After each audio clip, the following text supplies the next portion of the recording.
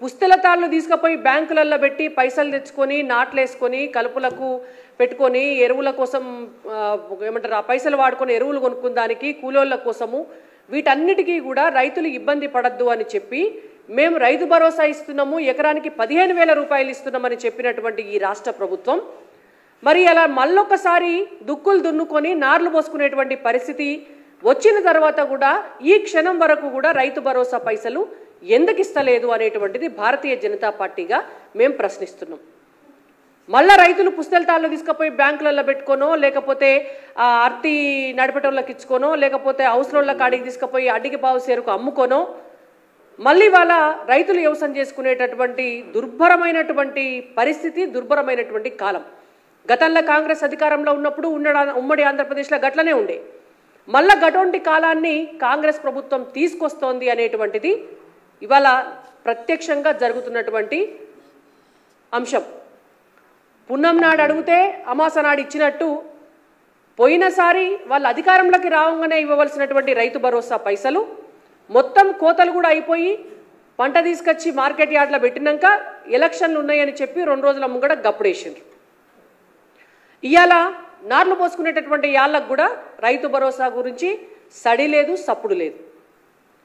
ఇవాళనే నకిలీ విత్తనాలు, నకిలీ పత్తి విత్తనాలు సరఫరా చేస్తున్నటువంటి ఒక ముఠాను నల్లగొండ జిల్లాల పోలీసులు అరెస్ట్ చేసిండ్రు.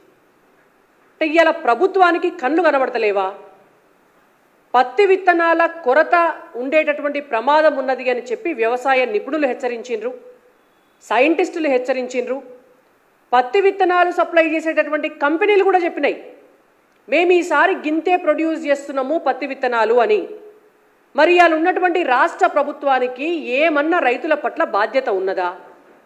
పత్తి విత్తనాల షార్టేజ్ ఉన్నది, నకిలీ పత్తి విత్తనాలు మార్కెట్ మొత్తం నిండిపోయినాయి. రైతులు గనుక ఆ నకిలీ పత్తి విత్తనాలు తీసుకొని పోయి వాళ్ళు గనుక పంటలు వేసుకుంటే రేపు పొద్దున వాళ్ళ పెట్టుబడి సాయం మీరిస్తలేరు, వాళ్ళ అప్పుల పాలై పెట్టుబడి పెట్టుకున్నాక రేపు పత్తి దిగుబడి రాకపోతే, పూత ఖాతా లేకపోతే వాళ్ళ బ్రతుకులు ఏం కావాలి? తెలంగాణ రాష్ట్ర ప్రభుత్వానికి ఏమన్నా ఆలోచన ఉన్నదా? ముఖ్యమంత్రి రేవంత్ రెడ్డి గారికి, వ్యవసాయ శాఖ మంత్రికి టీవీ ఛానళ్లలో కూర్చొని ఇంటర్వ్యూలు ఇచ్చుడు, పక్క పార్టీల నాయకులను తిట్టుడు, పైసలు వసూలు చేసి ఢిల్లీకి పంపించడం మీద ఉన్న సోయి ఇవాళ రైతులకు ఇచ్చే పైసల మీద లేదు. అకాల వర్షాలకు పంట నష్టపోయింది. పంట నష్టపోయిన వాళ్లకు మామిడి కాయలు రాలిపోయి కొంతమంది, వడ్లు ఖరాబై కొంతమంది, మొత్తానికే కోతకొచ్చినటువంటి పంట ఖరాబై కొంతమంది, ఇవాళ అవస్థలు పడుతుంటే విత్తనాలు దొరకక కొంతమంది అవస్థలు పడుతుంటే మీకు సో ఎందుకు లేదు అని మేము అడుగుతున్నాం. 6 నెలలు అయింది, వ్యవసాయ ప్రణాళిక ఎందుకు రిలీజ్ చేస్తలేరు ఇప్పటి వరకు? 10 సంవత్సరాల అధికారంలో ఉన్నటువంటి బీఆర్ఎస్ ప్రభుత్వానికి రైతుల పట్ల చిత్తశుద్ధి లేదు, రైతులు బాగుపడాలన్నటువంటి సోయి లేక 10 ఏళ్లైనా వ్యవసాయ ప్రణాళిక, అగ్రికల్చర్ పాలసీ లేకుండా అయిపోయింది తెలంగాణ రాష్ట్రంలో. ఆనాడు ఎడ్యుకేషన్ పాలసీ లేకుండే, ఎంప్లాయ్మెంట్ పాలసీ లేకుండే, ఎంపవర్మెంట్ పాలసీ లేకుండే, ఏముండే అంటే ఒక్క లిక్కర్ పాలసీ ఉండే.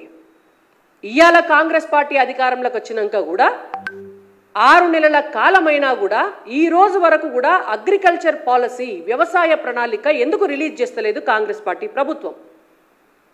రేవంత్ రెడ్డి గారు ఎన్నికల ప్రచారంలో వారు ముఖ్యమంత్రి అయినాక కూడా అనేక సార్లు చెప్పినారు నేను రైతు బిడ్డను అని.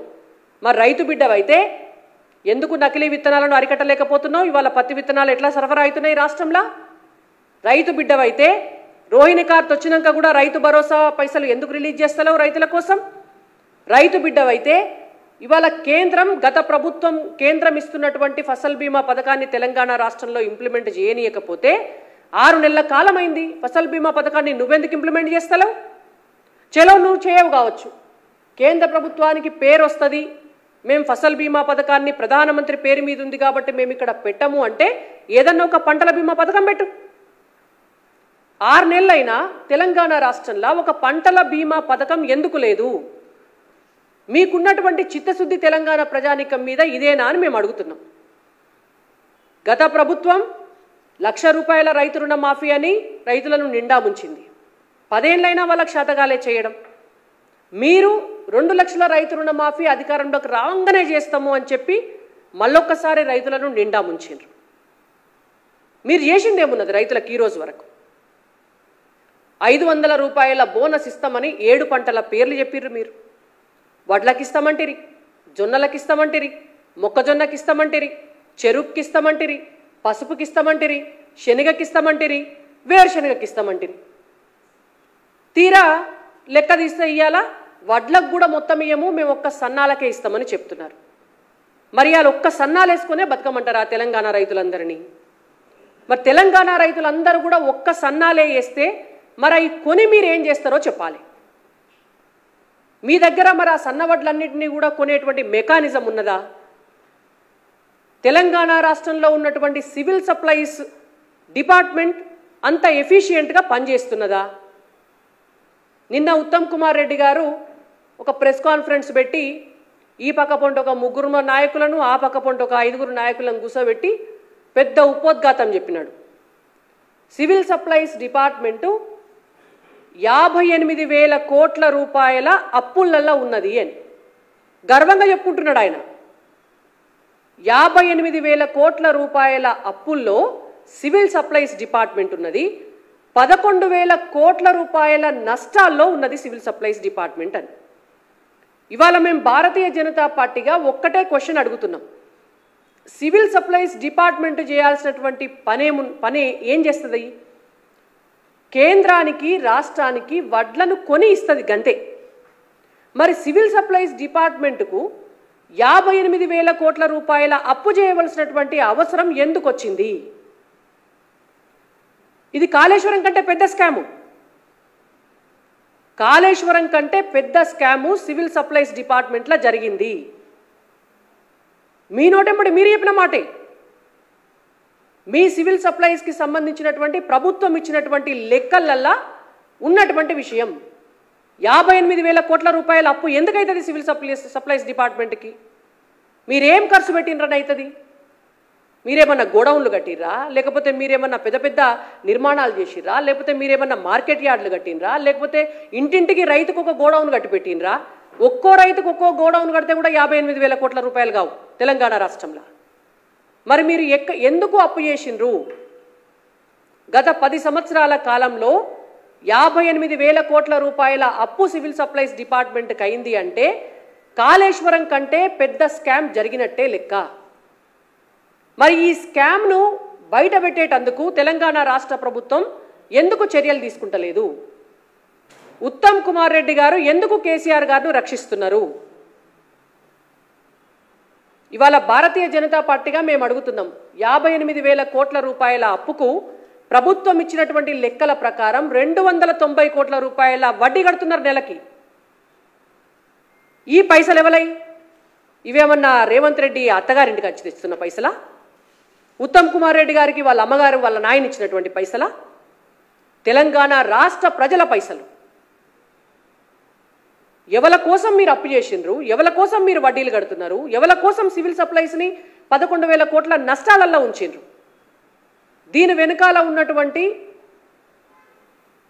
లోపాయికారి కుమ్ముక్కు గత బీఆర్ఎస్ పార్టీ ప్రభుత్వానికి రైస్ మిల్లర్లకు మధ్య ఉన్నటువంటి అవగాహన ఏం జరిగింది అనేటువంటిది ఈ ప్రభుత్వం ఎందుకు బయటపెడతలేదు? మేము రైస్ మిల్లర్స్ని అందరినీ అంటలేము, నిజాయితీ పరులు కూడా ఉంటారు రైస్ మిల్లర్స్లా. కానీ ఇవాళ ఇన్ని వేల కోట్ల రూపాయల అప్పు ఉన్నది అంటే దాని వెనకాల రైస్ మిల్లర్లకు బీఆర్ఎస్ పార్టీ ప్రభుత్వంలో ఉన్నటువంటి ఆనాటి పెద్దలకు, కాంగ్రెస్ పార్టీ ప్రభుత్వంలో ఉన్నటువంటి ఈనాటి పెద్దలకు మధ్య ఏ లాలూచిబడి ఇవాళ తెలంగాణను మీరు ఇన్ని నష్టాల లోపలికి తీసుకుపోతున్నారు అని మేము అడుగుతున్నాం. ఎందుకు దీనిపైన ఎంక్వైరీ వేయకూడదు అని మేము అడుగుతున్నాం. నిన్నగాక మొన్న ఒక రైస్ మిల్లర్స్ అసోసియేషన్ నాయకుడిని అరెస్టు చేసి అర్ధరాత్రి తీసుకుపోయి మెజిస్ట్రేట్ ముంగట ప్రవేశపెట్టిండ్రు. మరి మీరు అర్ధరాత్రి అరెస్టు చేసినటువంటి మెజిస్ట్రేట్ ముందు ప్రవేశపెట్టినటువంటి ఆ రైస్ మిల్లర్ ఓనర్ ఎవరైతే ఉన్నాడో ఆయన ద్వారా రాబట్టినటువంటి అంశాలేంటియో ప్రజల ముందు పబ్లిక్ డొమైన్లో పెట్టాలి. ఈ మొత్తం స్కామ్ వ్యవహారంలో ఎవరెవరు ఉన్నారో ప్రభుత్వ ఎంక్వైరీలో ఏం తేలిందో, మీరు అతన్ని ఎందుకు అరెస్ట్ చేసిండ్రో, తీగలాగితే డొంక గదిలినట్టు మొత్తం వ్యవహారాలన్నీ కూడా పబ్లిక్ డొమైన్లో పెట్టాలి. ఎందుకంటే ఇది తెలంగాణ రాష్ట్రంలో ఉన్నటువంటి రైతులందరికీ సంబంధించినటువంటి అంశం, ఇది తెలంగాణ సంపదకు సంబంధించినటువంటి అంశం. ఇవాళ మేము ఒక్కటే డిమాండ్ చేస్తున్నాం, బీఆర్ఎస్ పార్టీని కాపాడడం కోసం, బీఆర్ఎస్ పార్టీ పెద్దలను కాపాడడం కోసం, ఇవాళ ఉన్నటువంటి కాంగ్రెస్ పార్టీ పెద్దలు వాళ్ళని వాళ్ళు కాపాడుకోవడం కోసం తెలంగాణ ప్రజల్ని మోసం చేసేటటువంటి ప్రక్రియ నడుస్తుంది. కాబట్టి మీకు నిజంగా నిజాయితీ ఉంటే, మీకు నిజంగా చిత్తశుద్ధి ఉంటే రేవంత్ రెడ్డి గారు మీ పట్ల, మీ సివిల్ సప్లైస్ డిపార్ట్మెంట్ పట్ల ఇప్పటికే మా బీజేఎల్పీ లీడర్ మహేశ్వర్ రెడ్డి గారు అనేక ఆరోపణలతోటి, మీకు అనేకమైనటువంటి ఆధారాలతోటి బయటపెట్టినటువంటి విషయం తెలుసు. దానికి కొనసాగింపుగా ఇవాళ ఈ సివిల్ సప్లైస్కి సంబంధించినటువంటి 58,000 కోట్ల రూపాయల అప్పు, 11,000 కోట్ల రూపాయల నష్టం పైన సిట్టింగ్ జడ్జి తోటి విచారణ చేయించాలి అని చెప్పి భారతీయ జనతా పార్టీగా మేము డిమాండ్ చేస్తున్నాం. ఖచ్చితంగా జరగాల. జ్యుడిషియరీ ఎంక్వైరీ చేసి ఈ మొత్తం వ్యవహారంలో ఎవరున్నారో వాళ్ళను బయటికి గుంజుకురావాలని చెప్పి ఇవాళ బీజేపీగా మేము డిమాండ్ చేస్తున్నాం. లేని పక్షంలో ప్రజల ముందుకు మేమే భవిష్యత్తులో ఏమేం జరిగిందో తెలుసుకునేటువంటి ప్రయత్నం చేసి ఈ అంశాన్ని పెద్ద ఎత్తున భారతీయ జనతా పార్టీ ప్రజల దగ్గరికి తీసుకుపోయి, రైతుల దగ్గరికి తీసుకుపోయి మీ లాలూచి ఏంటిది అనేటువంటిది బీఆర్ఎస్ పార్టీ తోటి మేము బయట పెడతామని కూడా హెచ్చరిస్తున్నాం.